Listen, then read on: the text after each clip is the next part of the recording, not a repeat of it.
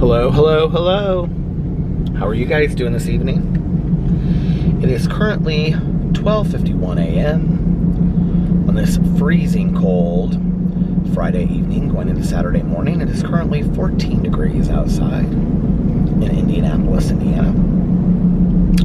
I just dropped off Tanya Jean Applestein. We went and got a fountain pop. Well, she got a fountain pop. I got a cup of coffee. And then we went to the Meijer because she wanted to stop in there and look at some things. She heard that they had rapid tests, so she was going to buy a couple just to have at home. They didn't have any, so she ended up buying a laundry basket, 1 pound weights for working out. What else did she buy? I can't remember. I bought nothing. I just walked around and talked to her. So yeah, so that was tonight with Tanya Jean. Earlier, we went with, Alex and I went with Aaron and Eric, Melissa and Jason, and another friend of ours. And her husband didn't come. He stayed at home with the kids. And we went to see Scream, the new one. It was really, really good. I don't want to say anything. I don't want to give any spoilers. I thought it was a little slow at the beginning. There are some surprises. There was a lot of surprises, obviously. I wouldn't say that I had it figured out, but I also wouldn't say that I was super surprised. But the ending is really well done. There's some really sad things that happen in it. I actually cried during Scream because I'm just a lover of the franchise. But it's good and it's scary. I will say the gore in it is really gory. And like well done special effects gory. Better than a lot of the horror movies of today. That was kind of a last minute thing. We were supposed to do that this weekend, like tomorrow or Sunday. But tonight kind of just worked out better for everybody. So we went to that tonight. And that was fun. And today, I had kind of like a crazy day. Like I woke up, I went to bed last night pretty early. When I got done vlogging, I drove around, listened to my audiobook for a little bit. Did I finish Desert Places before I started vlogging last night and start the new one, or I don't know, but I'm listening. Oh, well, the first one was called Desert Places, and the second one is called Locked Doors, or Locked Doors, or Locked Door, and it is a series by Blake Crouch about a serial killer, and it's really well done. But the second one has some unanswered questions. So if you guys remember, while I was vlogging, I was talking about how like I bought the second one in the series and I hadn't read the first one. So the first one is Desert Places. I went and listened to that and I just finished that, and it was good. I mean, I wouldn't say it was like the best book that I ever read, but it was good. If you like Dexter, I think that you would like these books because they kind of, without the humor, remind me of Dexter. Where like you get inside the head of the serial killer to some degree. And then the second one picks up where the first one left off, not like immediately, but a little bit down the road. But there's some unanswered questions that I'm kind of confused about. Why does this keep on going so low? What is going on with the beanbag tonight? Here, hold on with me. It has some unanswered questions that I'm kind of confused about. So I'm going to have to just listen to a little bit more of it. I'm not that far into it. I'm only like, I think I'm like right at an hour or an hour and a half. No, I think I'm at 2 hours of listening to it. Because I sat in the driveway and listened to some of it last night. I was going to listen to like, get to the hour and a half mark. And I think I got to the 2 hour part just like looking at stuff on my phone last night before I went in to go to bed. So I went to bed last night. I think it was, I don't remember what time it was. It was like 1:30 or 2 or something like that. And I got up this morning when Alex left to go to work, or was getting ready to go to work. And like, I was up, like I was like awake. And So I left because I was going to go do a review video at Starbucks, and which I didn't even end up doing that review. I ended up doing a review at Trader Joe's instead. But I got up, and it was like, it looked like a morning. It was like very gray and very cold today. And it looked like an Indiana Midwest morning where there would be a lot of snow, like on the plains, you know, kind of thing. Except there was no snow, but it was really cold. And I started thinking a lot about the movie Nomadland with Frances McDormand that I saw last summer. I watched it outside and drank coffee while I was watching it. It's one of the most, I think, thought-provoking, but at the same time, beautifully desolate movies I've ever seen. She's fantastic in it.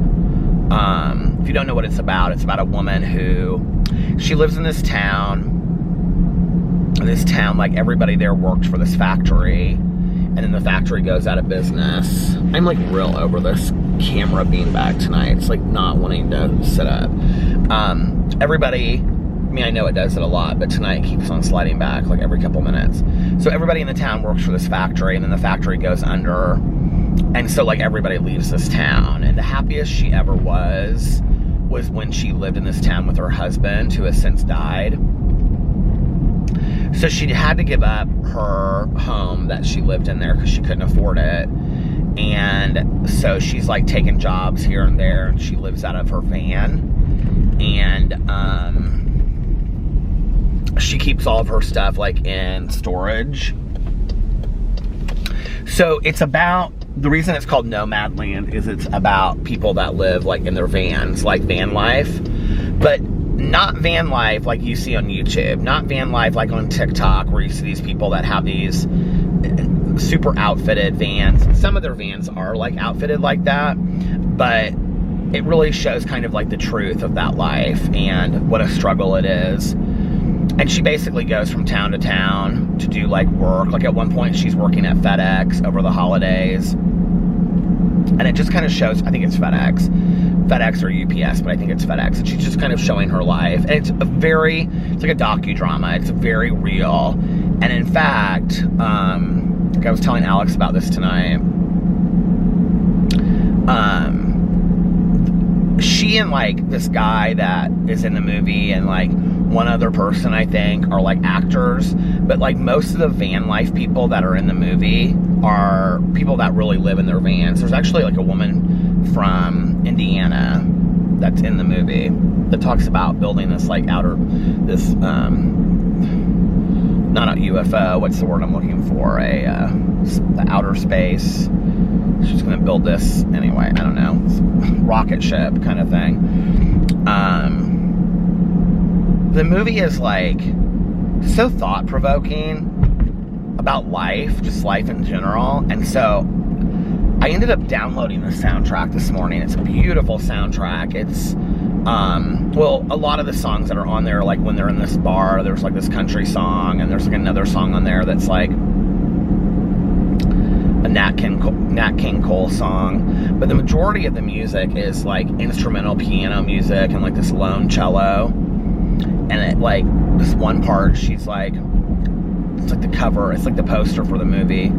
She's sitting out in this, like, beautiful plain out in the middle of nowhere in the desert. Well, I guess a desert isn't a plain. Desert plains? Maybe. And she's sitting out there in a lawn chair in, like, her nightgown drinking coffee in the morning. I just was thinking about that. You know, it's like, I did this when I was younger, too. But I definitely do it the older that I get. Like when I take Boo and Tucker out in the morning and I've like made a cup of coffee and I'm like standing out on the back patio, you know, in my sweat shorts and a hoodie and boots, you know, and I'm standing there and I'm just kind of like watching them run around the yard. It's like, I'm really very much deep in my head and thought, you know, just about just life, you know, and it's really like a meditative time for me in the morning.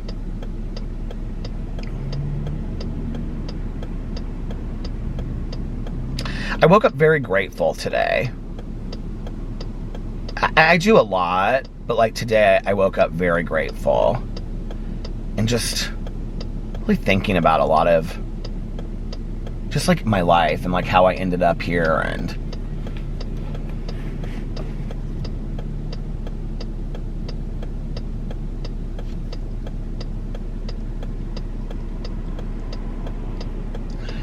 I was talking to my husband tonight about, I don't even know when this was. I think it was on the way to the movie. I was thinking a lot about this morning, my old roommate that I used to live with, and that she had sent me an email after the new year, and I said to Alex, I said, Gina, just to put this in perspective, he was like, when's the last time that you talked to her?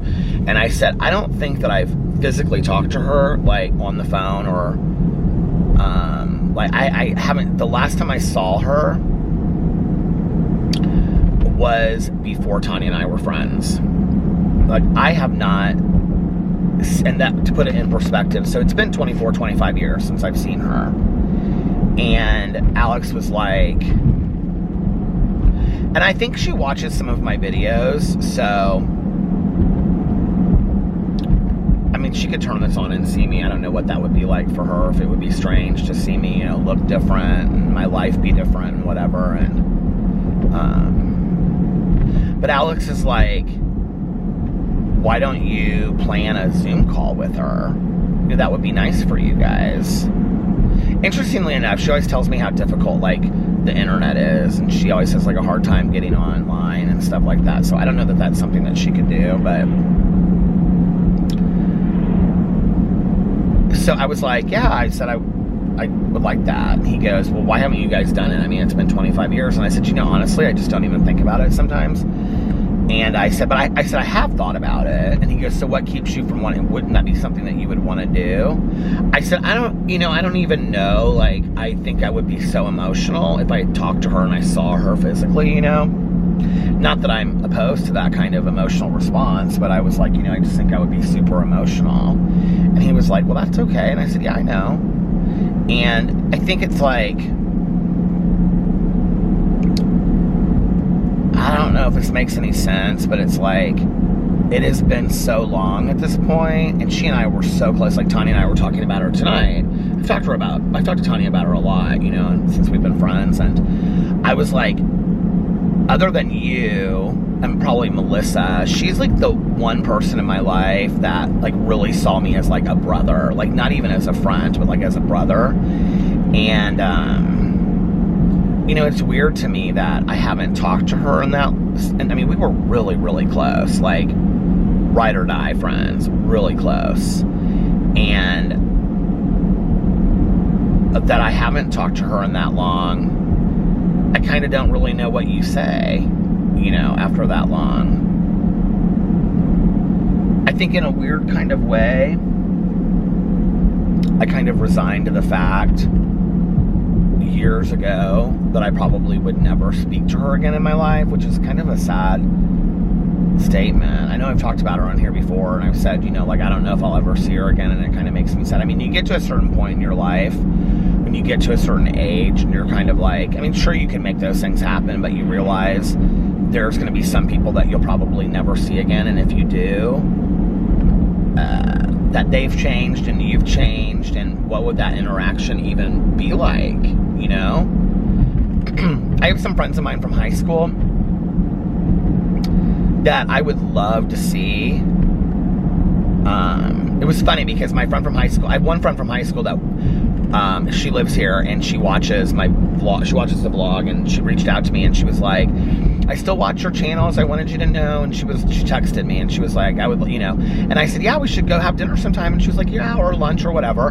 Like, she's somebody that, like, I would love to get together with, because I think we're probably still we're still, even though we're older and we've been through things, I think there's a lot of similarities. I have some friends of mine that, like, from high school and college time, that have become rather bitter about life. And I think to some degree, I think I'm kind of a little fearful about that reunion would leave me a little bit kind of disenchanted or disheartened, that I have this memory in my head of what they're like or what they were like. And I don't know. I think that's kind of the fear that I don't even really honestly think about it a lot, but I think like when it does come up, like I should reach out to them. And, you know, I mean, it would be nothing for me to like reach out to one of my friends. Like I have a very good friend of mine from high school. She was one of my dearest friends. We have the same birthday. Her birthday's a year behind mine, and she lives in Portland. I've never been to Portland. I've always wanted to be in Portland. Always be in Portland. I've always wanted to go to Portland and see it.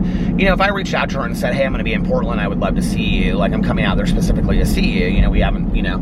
I think her first response would be like, why? After all these years. Like, a lot of my friends are very much, that back then, are very much of the attitude, like, if we ever see each other again, that's great. Like, if we're in the same place. But, like, why would we go out of our way to do it? And I think they also, in becoming new people, once they left Indiana, they haven't really looked back. I don't really care to look back. And I think those of us that have stayed here are kind of pieces of that history that maybe they don't, I don't know, like really want to entertain or something. So like I think if I reached out to her, like my two friends that were twins in high school, like I saw them a couple years ago when their dad died. If I reached out to them and said, hey, like they live in Washington. If I was like, I'm going to be in they live near Bellingham, Washington. If I was like, I'm going to be in Washington, I would love to see you guys. Like they would be like, yeah, absolutely, let's get together. You know, they'd probably even be like, you can stay here or whatever. And I think she would be like that too, my friend in Portland. I think, but we really haven't talked. And so I think she would kind of be like, this is kind of weird that out of the blue, you know, he's like, there's that. You know, I have a couple friends here from high school that have been like, yeah, let's get together. And then I never follow through. I think it's easier sometimes once you get older just to kind of like stay with that group that you had, you know. What's funny about it is, like my friends in high school, I didn't have a big group of friends. It was funny because we were watching, like, in Scream tonight, there's a scene when they're at a big party, very much like Scream 1, and, I went to parties in high school, but I said to Alex, I said, did you go to parties like that in high school? He was like, oh, yeah. I said, I never really went to parties like that, where you walk in and there's, you know, 100 people. That was, with my social anxiety and the friend group that I had, like, that was... and people bullying me, like that would have been my worst nightmare. And I would never have done it. My friends did. My friends went to parties like that, but I, like, on those nights, I never really, we went to parties where, smaller parties, or like, if my one friend, her brother, who was like a year or two older than us, if he had guys over and they were like drinking and their girlfriends and stuff, then we would like go over there, but we would stay like in our own little corner in the basement, whatever.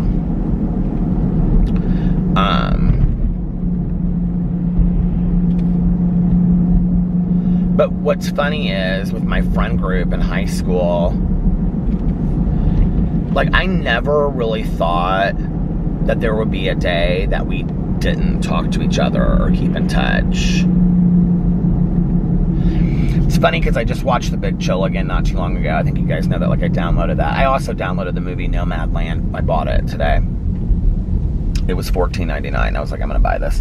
I buy enough crap. I can buy a movie that I really like, that really speaks to me. But I was thinking the other day about, like, my one friend in high school. So I was friends with these two twins. And, like, my junior year, I was really close with one of them. And my senior year, I was really close with the other one. And the one that but I was still friends with the other one in my senior year. The one, I was friends with both of them my junior and senior year, but I was just closer to, like, one was my best friend my junior year, and one was my best friend my senior year. And the one that I was best friends with my junior year, she and I had kind of a falling out at the beginning of our senior year that never really mended itself. It was kind of bizarre what happened. I kind of wish, you know, it's like this car is trying to go around me and what are you doing here, sweetie? But I was thinking, like, we used to watch The Big Chill a lot when we were in high school, and we would sit around and smoke cigarettes and watch The Big Chill when somebody's parents were out of town or whatever, you know. And I can remember that friend specifically said to me, or said to us, like, we would say, like, which characters we were, and she would always say that she was that, why can't I think of his name? The guy that ends up staying. I don't think I actually finished it when I was watching the other day. Why can't I think of his name? The guy that ends up, like, dating Meg Tilly and staying. He's the one that drives the Porsche and is like a drug dealer. I can't think of what his name is now, but anyway. There's a part when she said something like, his name's Nick in the movie, and somebody says something about, like, we were so close, we knew each other, and he goes, none of us knew each other, we don't know each other now. And she's like, that's not true. And he's like, it is true, you just don't want to accept it. And I can remember my friend being like, she totally agreed with that statement, and she was like, that I'm him. And I was like, it really upset me. I can remember in high school when I thought we were so close, because here was this group for the first time that I was part of, and she was basically saying that any of us know each other. And maybe we didn't, I don't know. I thought we did. We shared experiences together, and why can't I think of what his name is? But, you know, I thought we knew each other. We shared experiences and all of that.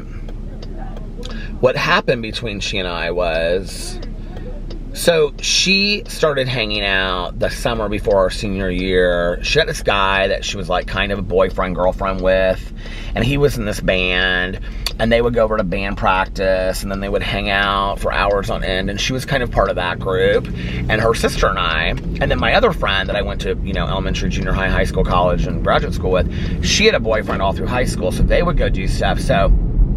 And then our other friend, whose brother sometimes would have parties, she had a boyfriend, and so she would be doing stuff with him that was, you know, she would see him on the weekends and stuff.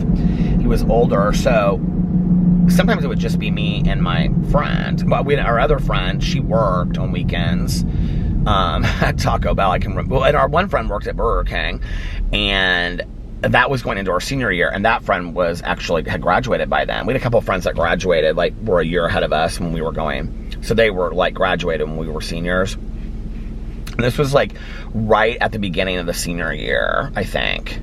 And my friend, the one twin, we had gotten really close that summer, and she said something about, I feel like in retrospect, kind of, like, I kind of wonder if it wasn't a setup a little bit. She said she wanted to find her sister's journal, and I was like, I don't know, like, in retrospect, like, it felt like, okay, this is exciting to do. And I was like, so we ended up looking for it, and it was in, like, this walk-in closet that she had, and it was underneath these, like, the walk-in closet was kind of, like, in this attic-y area, and it was, like, underneath, anyway, it was, like, underneath, like, ceiling tile stuff or something, but it was on the floor. You pulled back the carpet, and it was underneath there or something, and she had it real well hidden. The reason why I think in retrospect, like, her sister knew what was in there was because we just found it too easy. Anyway, we found this journal, and I can remember we just sat there on her bedroom floor and we read this whole journal. It changed our whole friendship. The whole journal was about me, and, like, she was in love with me, and I mean, it was literally, the whole journal was about me and everything that she thought about me and all this kind of stuff. And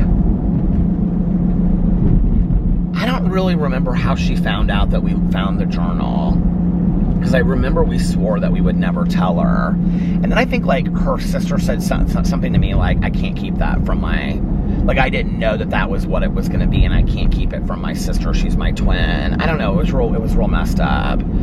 But I remember feeling, like, horrible about it. And she kind of really, like, pushed for us to, like, find this journal and look at it. And I kind of was like, oh yeah, like, funny, haha, you know, fun and games kind of thing. And I didn't really think much about it. And then I can remember when we were reading this journal, I was like, this is a really big deal. Like, I shouldn't be reading this. And I can remember I stopped. And she's like, you don't want to read anymore? And I was like, no, I don't want to know anything else. And I was like, we should not be doing this. And it caused, like, this total schism in our friend, is that the word? In our friend group. Like, I don't know. And I feel like they all knew, but, like, I was the only one that didn't know, and then I felt left out of it, like, not knowing. They had all been talking about it behind the scenes. It was just this really weird thing, you know, and you can't take something like that back. You can't go back and change that. And so she and I just were not close from that point going on.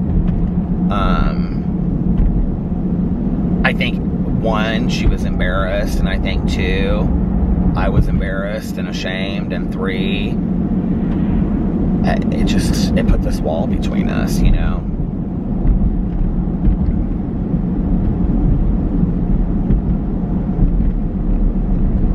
But I mean, I've talked to her since then. So when she graduated from college, she followed the Grateful Dead. And, well, after she graduated from college. And then, did she graduate from college? She went to IU Bloomington. It was so funny because when we were reading that book, The Third Rainbow Girl, it was about rainbow gatherings, and she and her sister, I mean, we started talking again towards the end of our senior year and stuff like that, and, you know, I apologized to her, and she was like, don't worry about it, it's water under the bridge kind of thing, and we made up, and it was fine. But the rest of that year, it was really never the same. But after that, it was fine, because I do remember, like, when she and her sister were super close. They still are to this day. Well, they're the ones that came home and I saw them. They called me and they said they were coming home because their dad had passed away and they wanted to get together with me. So, like, of all my friends from high school, they're, like, ones that do keep, you know, kind of every once in a while in touch. But she graduated from college, or I kind of feel like she didn't. I kind of feel like she left college. And she went on tour with the Grateful Dead, and she got pregnant.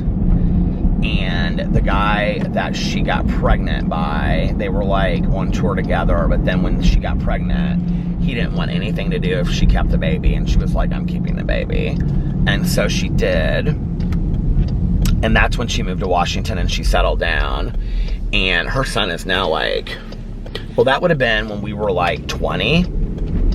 Oh, she wouldn't have been graduated from college then.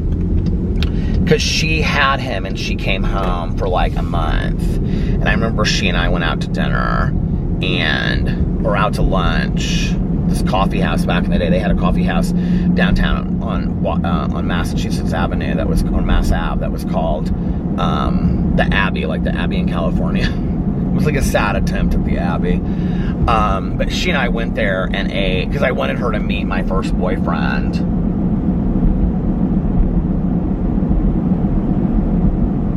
So I would have been sober then. And she was nursing, and I was... So it would have been in the first year that we were dating. So I would have been, like, 26 years sober. So at the time I would have been, like, 23. Well, I would have been, like, 24. Because I would have turned 24.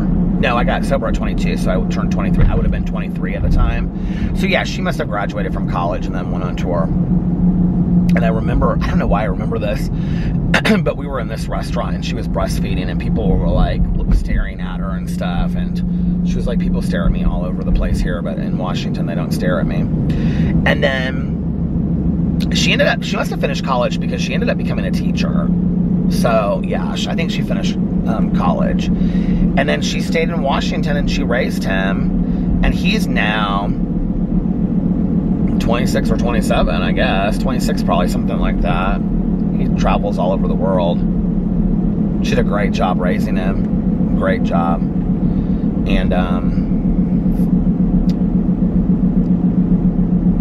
And her sister is a physician, a naturopathic physician. And so when they came home, our other friend, this friend of ours that was in the group as well, she wanted to see them, so we all went to her condo. We picked them up from their mom's house, and we went to her condo and got pizza. And my one friend, the one twin, was like, can we just drive around and listen to music that we listened to in high school? And so I had made this playlist, and it stopped. So we drove around, and I had this playlist that I made, and it was like the Smiths and the Cure and New Order, Bizarre Love Triangle. Well, I loved the whole New Order Substance album, and it was like Gene Loves Jezebel and Susie and the Banshees and Grateful Dead we listened to, obviously. And they love the Grateful Dead. And I do too. That was kind of after all of that like new age phase that we listened to. Jesus and Mary Chain, I used to love them in high school. That Taste of Cindy, Crack of Dawn, The Sundays, all these bands that we used to listen to in high school. R.E.M. God, I loved R.E.M. in high school. I used to have such a crush on Michael Stipe. It was a really fun evening. But like, I remember saying to them something about like the next time you come home, and they're like, yeah, there won't be a next time for us to come home. Like our mom's the only one that lives here, and she's moving to be with our sister somewhere. So there won't be another reason for us to come home, I think is what they said. Something like that. I can't, maybe that was a while ago. I don't know. Maybe that was after that, and I talked to them or something, and they're like, yeah. None of my friends, except for like my one friend that I was friends with my senior year in high school and the summer afterwards, and then when she went to college, she's like the only one that has any desire to go to the high school reunion with me. My other friend went to the 20 year. She went with Alex and I, but she doesn't have any desire to go to another reunion. She said she might go, but she doesn't seem interested. So, because I thought it would be fun, like, if for our our next high school reunion, which we were supposed to have our 25th, and then they canceled it. Or not our 25th, our 30th, but they canceled it, obviously, because of, COVID. But I thought it would be fun if everybody came home and we could all have, like, our own mini reunion with our group of friends, but nobody really showed any interest in that. I don't know, it's interesting to think that these people that had such an impact on my life back then, like that I haven't seen the majority of them in like 30 years, I don't know, it's weird.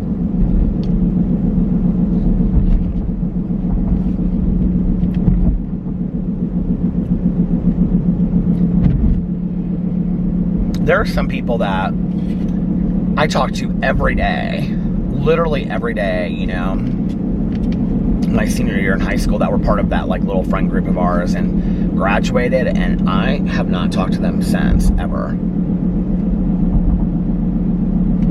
Do you know what's so weird about graduating is I can remember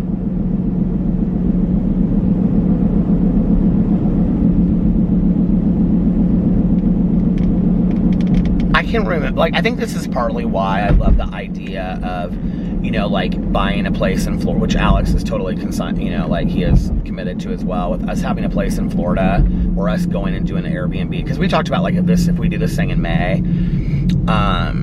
he's trying to get it rolling so we can do this with his work stuff.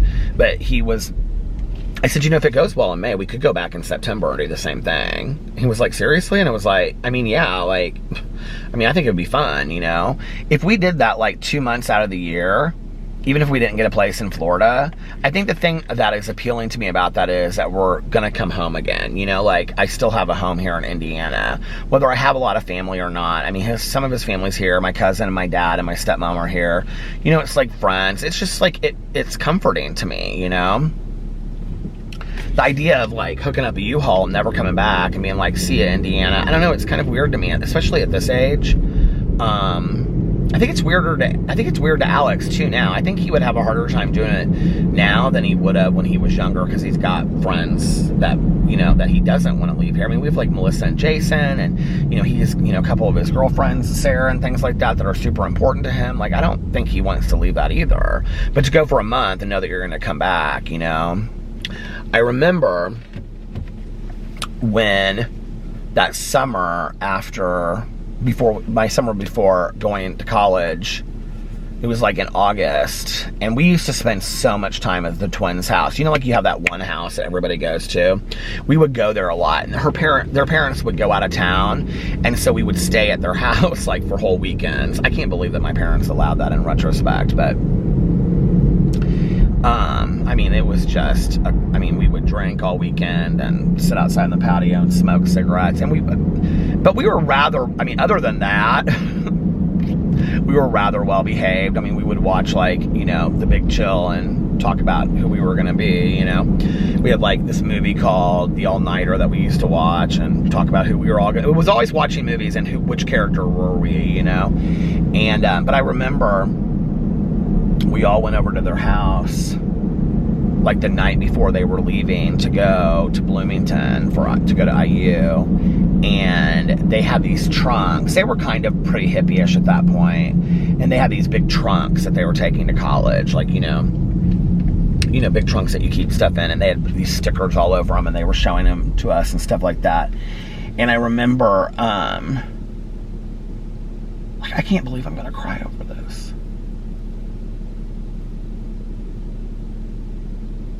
I have such a hard time with endings in my life, and I always have.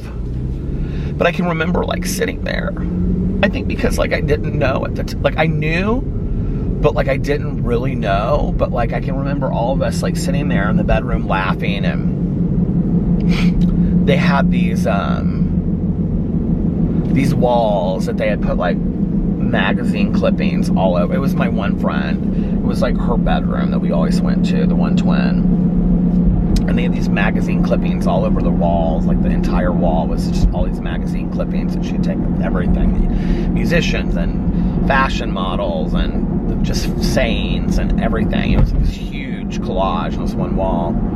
I can remember us sitting in there and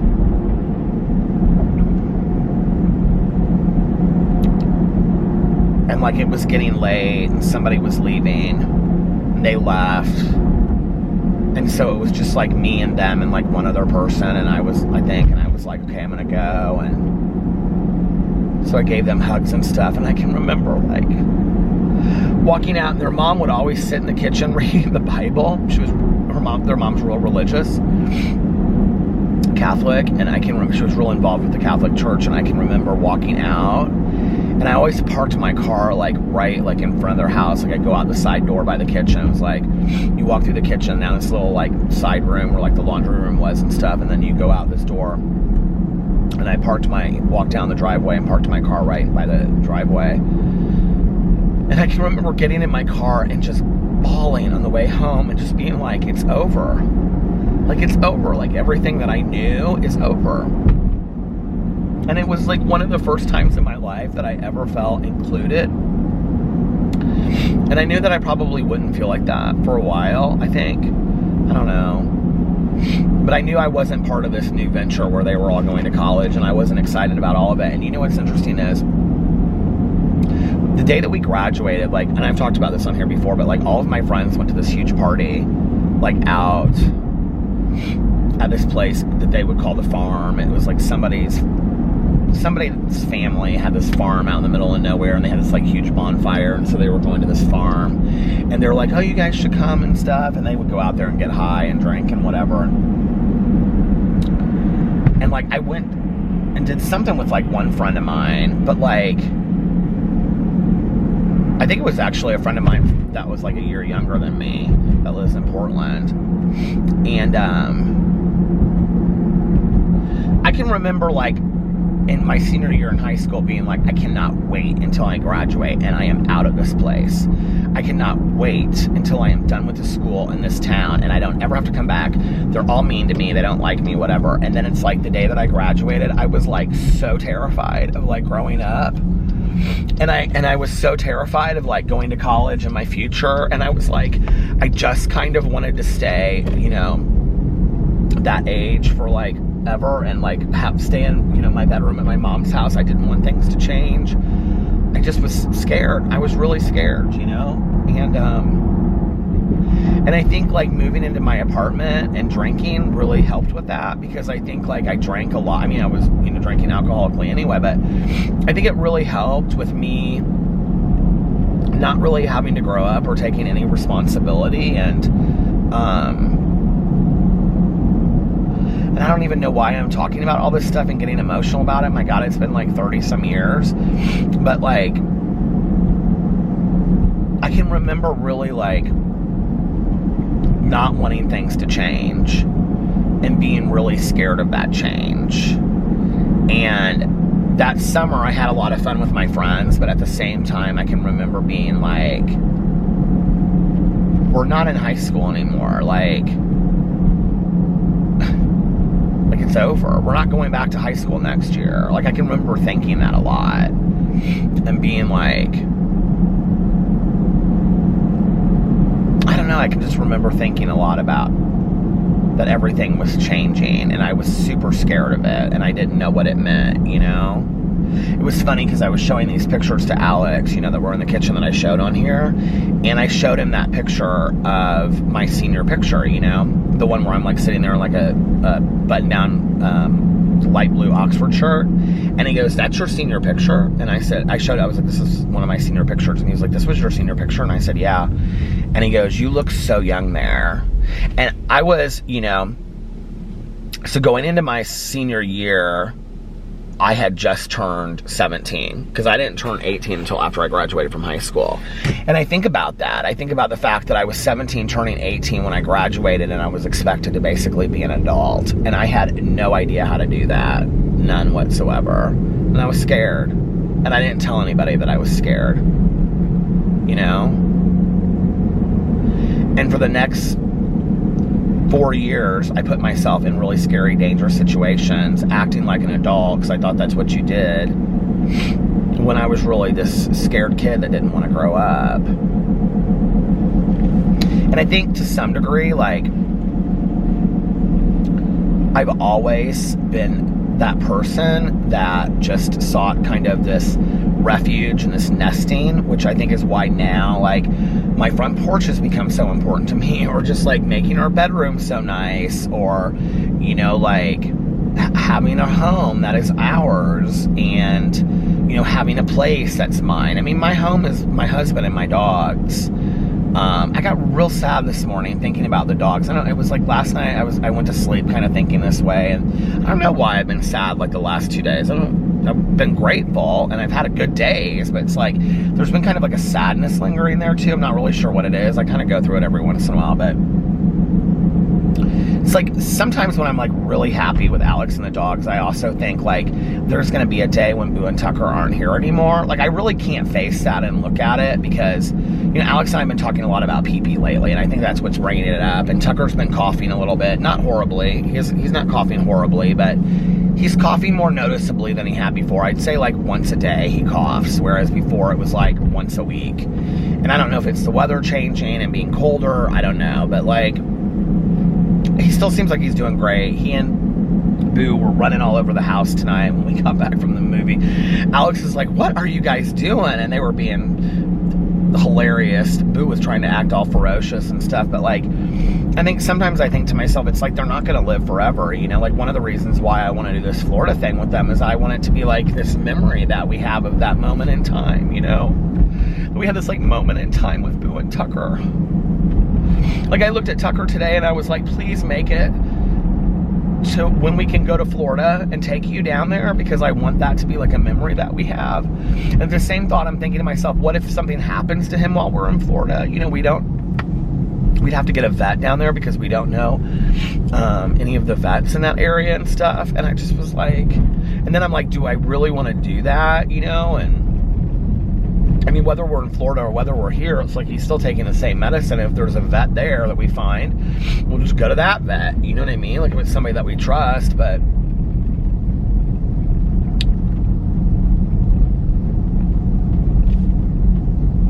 I think it's partly for me, it's like when things get really good, it's like I've got all these plans for this year. It's like when things get really good, I start to some degree,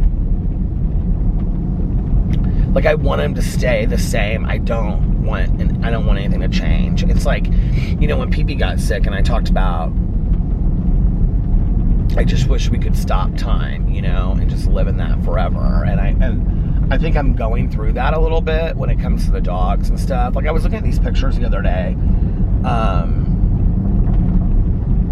of us from, like, it wasn't even that long ago. It was just like 3 to 5 years ago. And, like, I really noticed a change in the pictures of, like, Alex, that he looks older than he did like 3 to 5 years ago. And I was like, man, time has really gone by, you know? I mean, we've been together. Alex and I have been together 13 years. I have now been gone longer from the treatment facility that I worked in than I was there. And it felt like I was there forever. I've been gone longer than when I worked there. My mom will have been gone 14 years in May. You know, it's just like, it's like a lot of these things that feel sometimes in my head like they just occurred like a year ago are things that happened a long time ago. I'm not getting younger. I mean, none of us are, right? But it's like some of these things happened a long time ago. 14, 15 years is a long time, you know?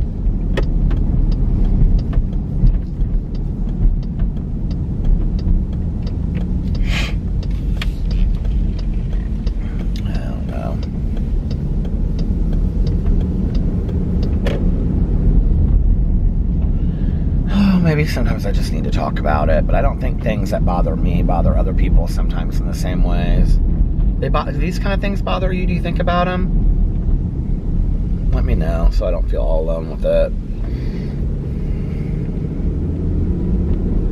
There's my house that I like. She's got her lanterns and stuff on. She just doesn't decorate the way that she used to. This whole area is like so cozy, mystery area. Look at this little house right there with all the, isn't that so cute?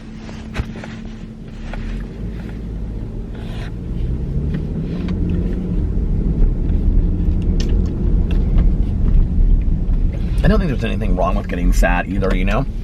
I think, like, it's a friend of mine that said if I can't cry about it, she said a while ago to me, she said, you know, if I can't cry about it, maybe it didn't mean anything. I guess it didn't mean anything to me to begin with. And I don't know if that's necessarily the case. Not everybody's a crier. I'm a big crier, you know. I didn't used to be. But I think the more I got in touch with my emotions and my feelings, the more I just cry like a floodgate sometimes. But, and I think listening to that music this morning and just making me think about who am I in this world, and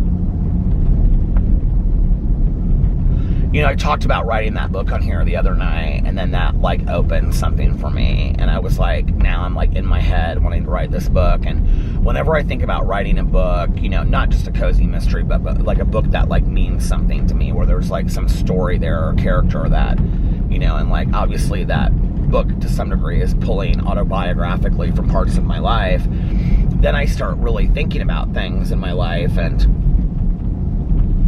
writing is a cathartic process for me. And I think what happened was the other night when I was talking about it, it kind of started this, like, cathartic healing for me of some things that I haven't really thought about, it seems like, in a little while, you know. But I also don't want to think about it for the rest of my life. Like, I just don't. Like, I'm not saying that I don't want to think about, like, my mom and my friends from high school and getting older and the dogs. I'm sure. I think it's, you know, I think it's healthy to feel and to think about whatever you need to feel or think about, but at the same time, like, I don't want to get consumed with it and get stuck when certain things, it's been a while, it's been a really long time, like, you know,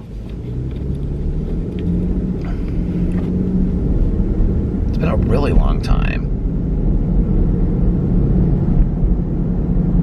Like, I was thinking about this with the treatment facility, like, none of the people that I even used to work with work there. Like, one person works there. A few people that I knew that weren't even in our department work there in a different capacity. And, like, all of the administrators are gone that used to work there.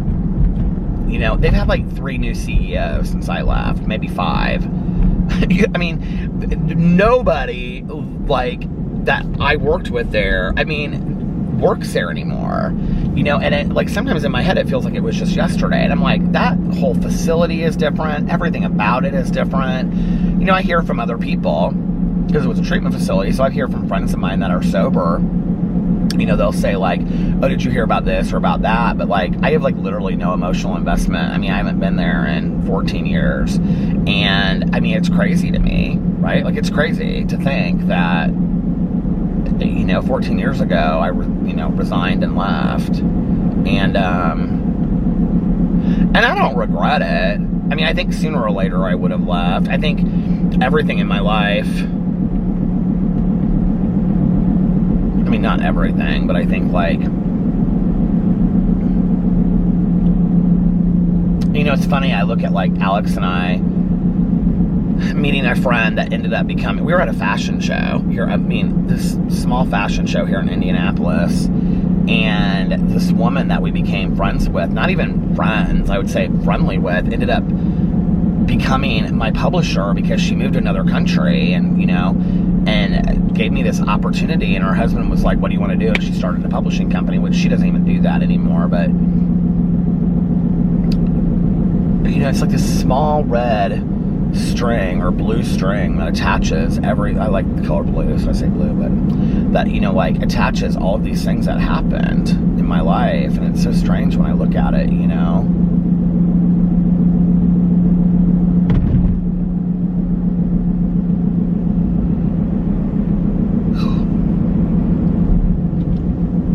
It's like, I even think about YouTube, it's like, you know,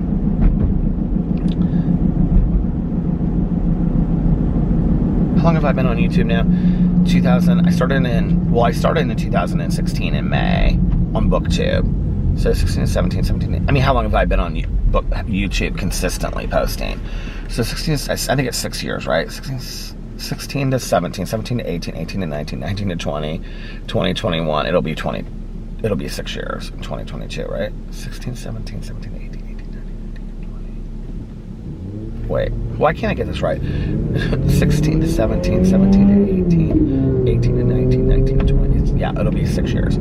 So my drama channel, I just passed 5-year anniversary in September. You know, it's like, I hear these YouTubers, you know, they'll be like, I've been on YouTube for like 5 or 10 years. And I'm like, I've been on YouTube for 5 years. And sometimes it feels to me like I was just started my channels yesterday. And sometimes it feels like I've been on for a long time. I can't imagine my life without posting on YouTube. I really can't at all, you know. But then when I look at the careers of other people on YouTube that like started and ended, like they started and they had like, you know, this huge following, and then 2 years, 3 years down the road, they're kind of like, yeah, like they don't post videos on YouTube anymore. And I'm like, that is so crazy to me. Like, I feel like I'm still getting started. I really do. Like, I feel like I'm still getting started to some degree. I don't know. I'll probably be on here forever. Who knows? I don't know. Maybe at some point I'll do something different.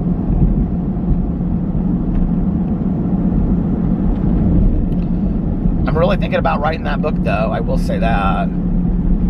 That's probably been one book idea that I have had in my head for a long time now. That I wanted, the one that was, you know, Change Your Life in 30 Days. I've had that book idea in my mind for a long time.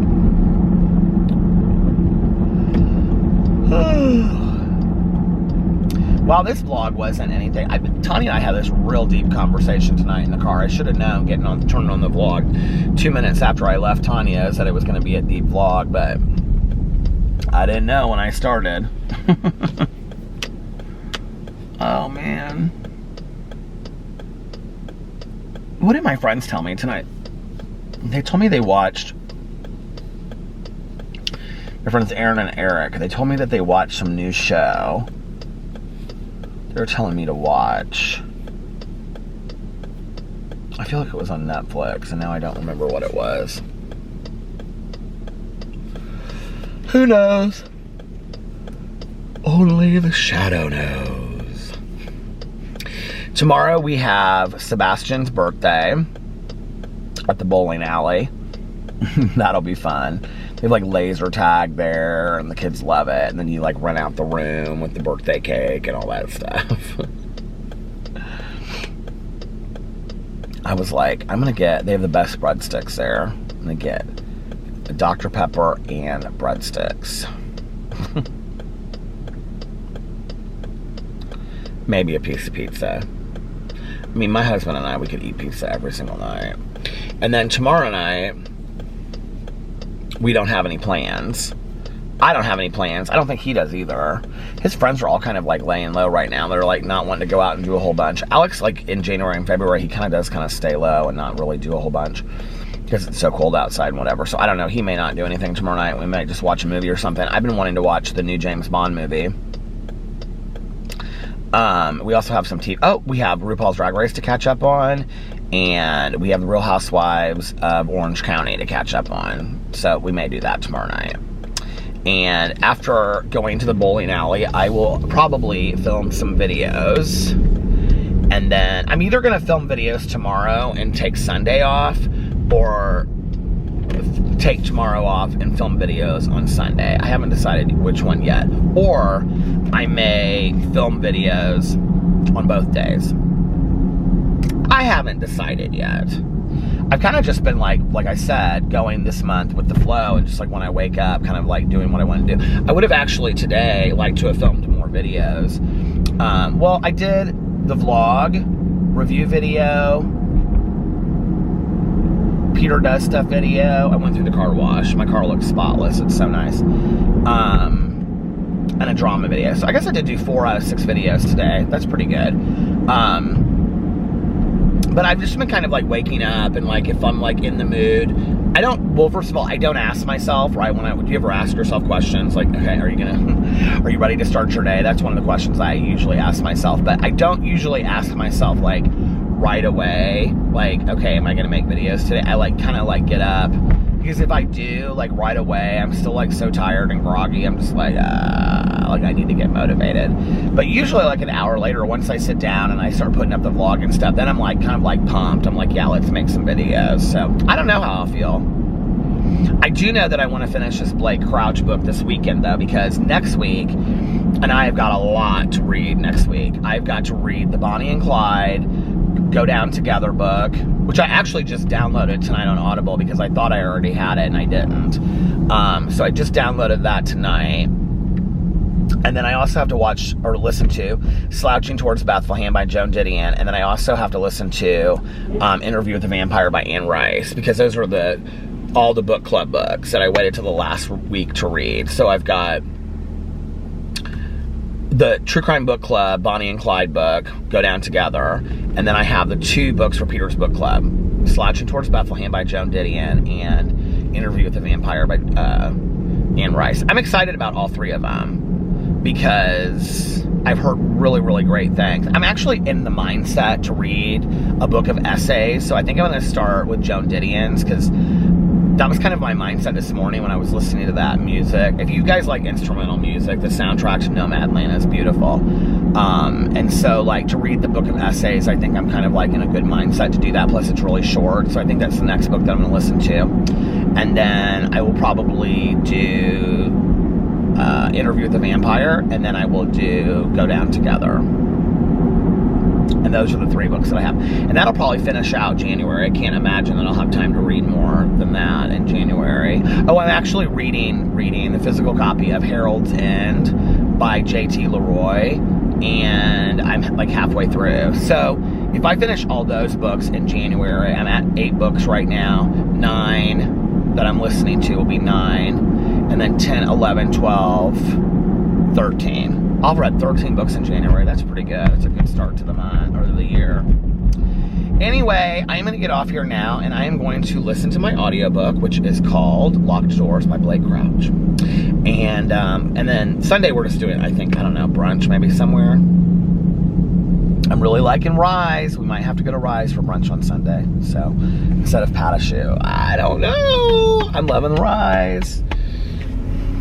Try something different maybe though, if I do that. Like I like the veggie omelet and the cinnamon roll and the corn, not the corn, but the potato cake thing, but I might want to try something different. Anyway, I hope that you guys, no, first of all, I need to say, if nobody else has told you this today, I love you. And you can start your day over whenever you want and practice random acts of kindness, but most importantly, make sure that you reach out to somebody and let them know how much they mean to you. You can call them, text them, write it on a little note card or a postcard, post-it note, put it on their door.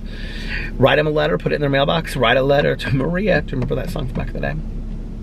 or just even stop by and say hi. And I think that's it. And I hope that you guys are having a magically amazing Saturday and a magically amazing weekend. And I love you guys, and I will see you tomorrow. Bye. Love you. And if you need to hear it, for those that need to hear it, those that want to hear it, and those that just happen to stick around, one more I love you. I love you guys, and I'll see you tomorrow. Bye. Love you. Happy birthday, Lena.